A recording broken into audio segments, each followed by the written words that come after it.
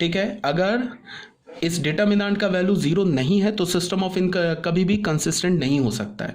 But अगर इस determinant का वैल्यू जीरो है तब वो क्या हो जाएगा, सिस्टम कंसिस्टेंट हो भी सकता है, नहीं भी हो सकता। एक बार फिर से, अगर लैम्डा का वैल्यू 9/13 के इक्वल नहीं है तो ये डिटर्मिनेंट का वैल्यू जीरो नहीं होगा। अब इस डिटर्मिनेंट का वैल्यू जीरो नहीं होगा तो सिस्टम कंसिस्टेंट नहीं होगा। अब अगर इस डिटर्मिनेंट का वैल्यू जीरो है तो फिर यहाँ पे दो पॉसिबिलिटी हो सकती है। अभी मैंने पीछे बताया कि सिस्टम कंसिस्टेंट हो भी सकता है, नहीं भी हो सकता है। तो हम लोग क्या करेंगे, लैम्डा का वैल्यू 9/13 डाल के चेक करेंगे कि इन तीनों इक्वेशंस में क्या चल रहा है। क्या चल रहा है इसका मतलब कि ऐसा तो नहीं है कि कोई भी दो लाइंस पैरेलल आ गई या तीनों लाइंस नॉन पैरेलल आ गई, क्या हो रहा है वो चेक करेंगे। तो लैम्डा का वैल्यू हमने क्या किया कि पहले इक्वेशन में डाला लैम्डा इज इक्वल टू 9/13, तो फर्स्ट इक्वेशन ये मिल गया। इसका हमने स्लोप कैलकुलेट कर लिया -1/2, ठीक है, फर्स्ट लाइन का। फिर हमने सेकेंड इक्वेशन में तो लैम्डा है ही नहीं तो यहाँ से इसका स्लोप कर लिया कैलकुलेट 2। थर्ड इक्वेशन को हमने कैलकुलेट इसका स्लोप निकाला -1।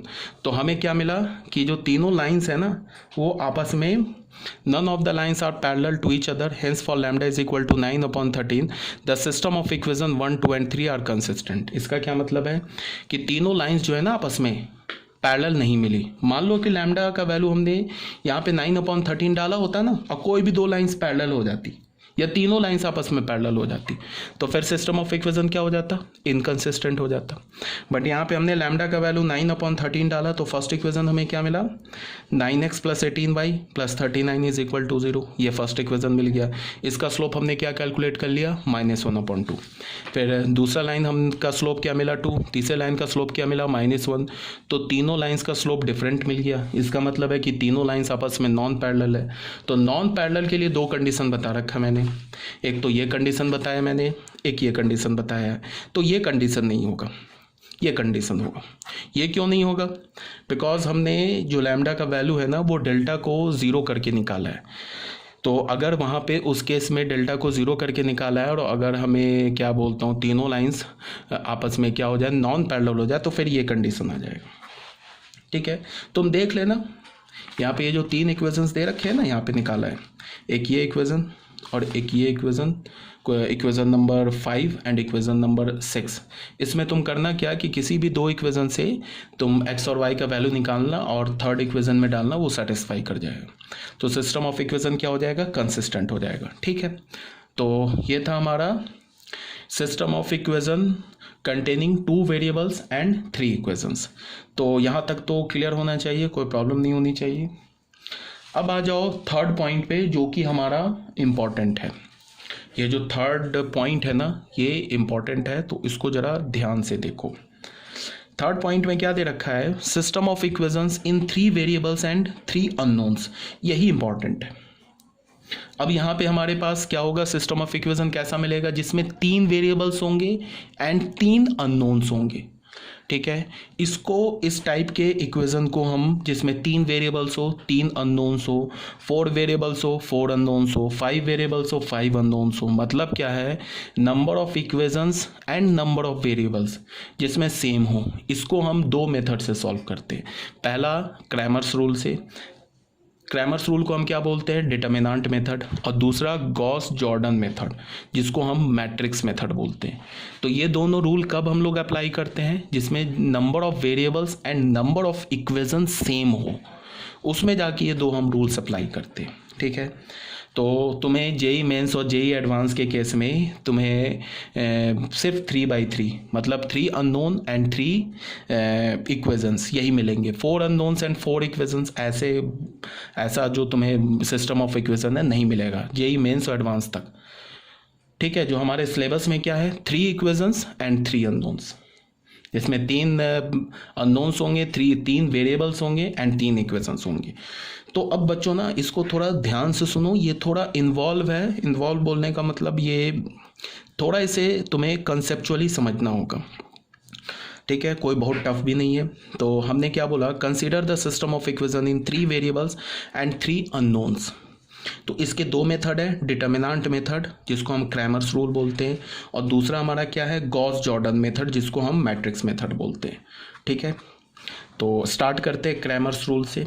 क्रैमर्स रूल इंपॉर्टेंट है बोलने की ज़रूरत ही नहीं है, कई बार बोल दिया। जेई मेंस जेई एडवांस में Cramer's rule and Gauss Jordan method तुमको क्वेश्चन में गिवन नहीं होगा। देखो बता रहा हूँ, जेई मेंस और जेई एडवांस में क्वेश्चन कैसे आएंगे, वो ऐसे नहीं होगा कि solve this equation by Cramer's rule या solve this equation by Gauss Jordan method, ऐसा कोई क्वेश्चन नहीं होगा।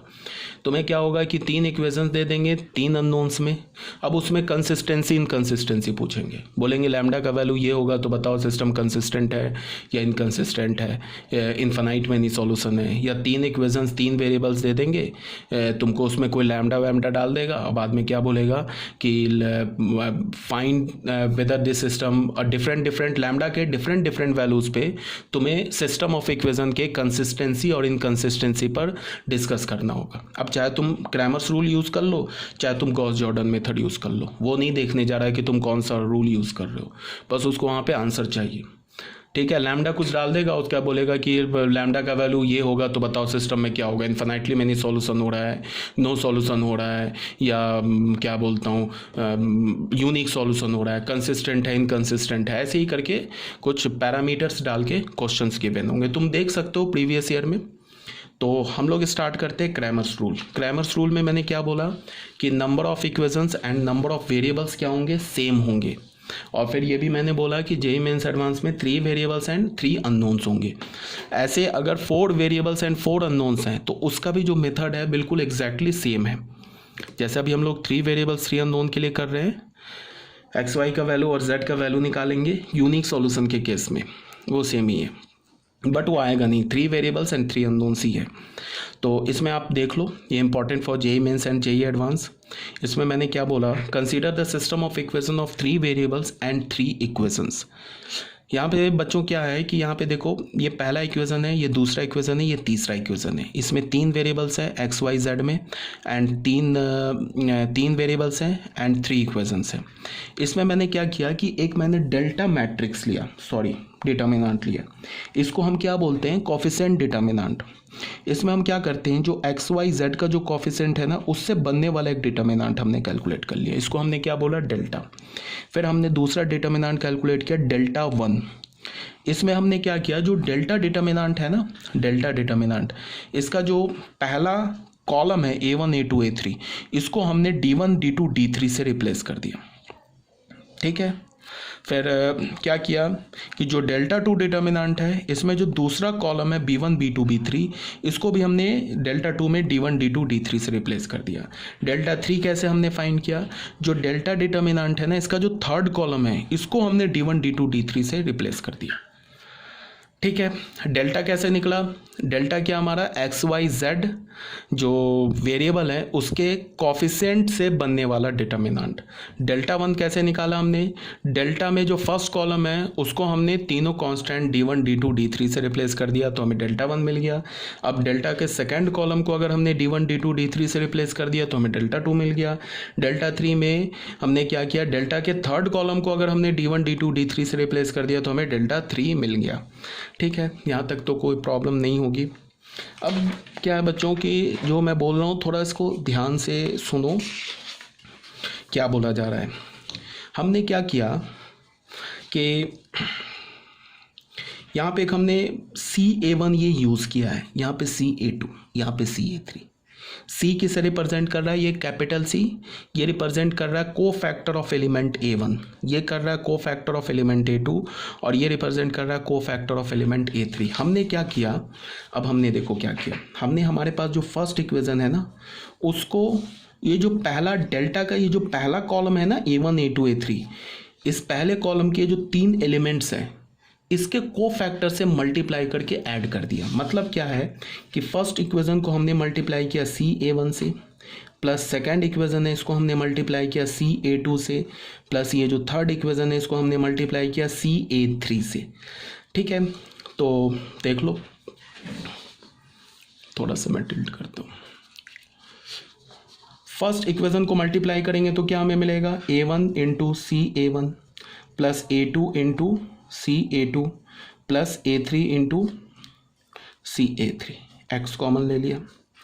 फिर क्या मिलेगा हमें, B1 इंटू CA1 प्लस क्या मिलेगा, B2 into CA2 plus B3 into CA3 y plus z में क्या होगा C1 into CA1 plus C2 into CA2 plus C3 into CA3z is equal to क्या होगा D1 CA1 plus D2 CA2 plus D3 CA3।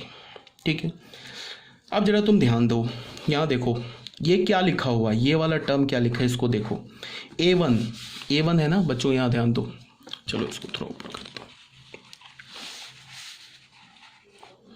ये जो A1 है ना, A1 ये देखो अपने कोफैक्टर CA1 से मल्टीप्लाई हो रहा है, ठीक है ना। और ये जो A2 है ना, ये A2 ये भी अपने कोफैक्टर CA2 से मल्टीप्लाई हो रहा है।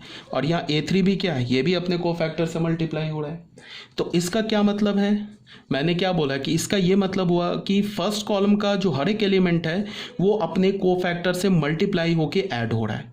तो मैंने क्या बोला था कि अगर तुम किसी भी डिटर्मिनेंट के किसी भी रो या किसी भी कॉलम के एलिमेंट को अपने कोफैक्टर से मल्टीप्लाई करके ऐड करोगे तो हमें डिटर्मिनेंट का वैल्यू मिल जाएगा। तो ये क्या है, फर्स्ट कॉलम का एलिमेंट अपने करस्पॉन्डिंग कोफैक्टर से मल्टीप्लाई हो रहा है, तो इसका वैल्यू क्या मिलेगा, डेल्टा मिल जाएगा। ठीक है, अब इसको देखो, ये क्या है हमारा CA1 B1 B2 B3, ये जो तीन एलिमेंट्स है ना B1 B2 B3, ये तो सेकंड कॉलम के एलिमेंट है। बट ये CA1 CA2 CA3 ये जो है ये तो फर्स्ट कॉलम का कोफैक्टर है ना। तो मैंने क्या बोला था कि अगर तुम कॉलम तो सेकंड उठा लो बट तुम कोफैक्टर फर्स्ट, कॉलम सेकंड हमने ले लिया बट कोफैक्टर हमने किसका लिया, फर्स्ट कॉलम का। अगर तुम फर्स्ट कॉलम के एलिमेंट सेकंड कॉलम के एलिमेंट को फर्स्ट कॉलम के एलिमेंट्स के कोफैक्टर से मल्टीप्लाई करके ऐड करोगे तो उसका वैल्यू 0 मिलता है। ठीक है, तो यहाँ क्या है, एलिमेंट जो है वो तो सेकंड कॉलम का बट कोफैक्टर तो फर्स्ट कॉलम का है, तो इसका वैल्यू क्या मिल जाएगा हमें 0। अब यहाँ पे आ जाओ, ये एलिमेंट तो थर्ड कॉलम का है बट कोफैक्टर किसका है, फर्स्ट कॉलम का है, तो इसका वैल्यू क्या मिल जाएगा 0। अब ये आ जाओ, ये D1 इसको तुम जरा ध्यान से देखो। अच्छा, A1 इस एलिमेंट का जो कोफैक्टर है और ये जो D1 एलिमेंट का जो कोफैक्टर, ये दोनों सेम होगा।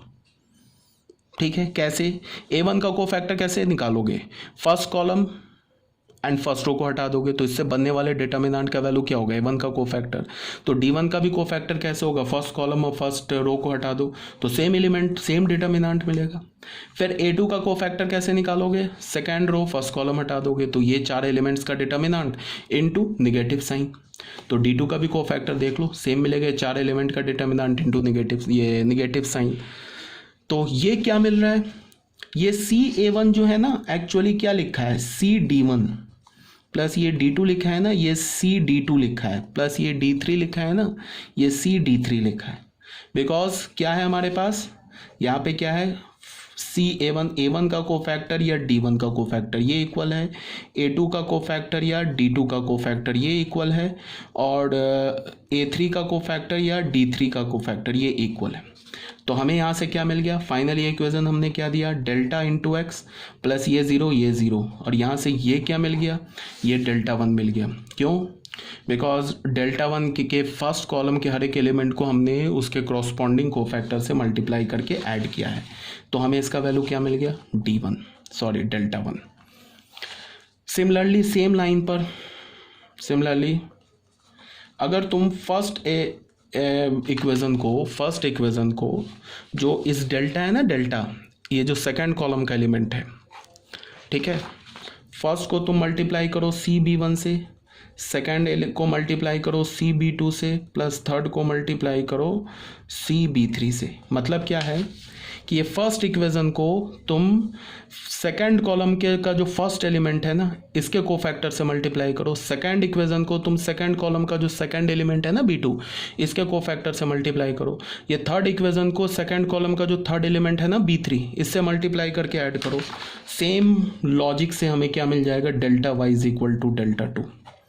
ठीक है, अगेन तुम अगर ऐसे करोगे, फर्स्ट इक्वेशन को C1 से, सेकंड इक्वेशन को तुम C2 से, प्लस थर्ड इक्वेशन को तुम C3 से मल्टीप्लाई करोगे। मतलब क्या है कि फर्स्ट इक्वेशन को थर्ड कॉलम का जो C1 एलिमेंट है ना इसके कोफैक्टर से मल्टीप्लाई करो, सेकंड इक्वेशन को सेकंड कॉलम के सेकंड एलिमेंट के कोफैक्टर से मल्टीप्लाई करो, थर्ड इक्वेशन को थर्ड कॉलम के थर्ड एलिमेंट से मल्टीप्लाई करो।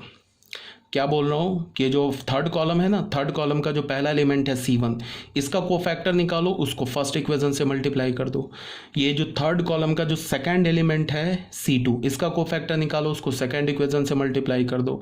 और ये थर्ड कॉलम का जो थर्ड एलिमेंट है C3 इसका कोफैक्टर निकालो, उसको थर्ड इक्वेशन से मल्टीप्लाई करके ऐड करो। तो तुम्हें क्या मिल जाएगा, delta Z is equal to delta 3।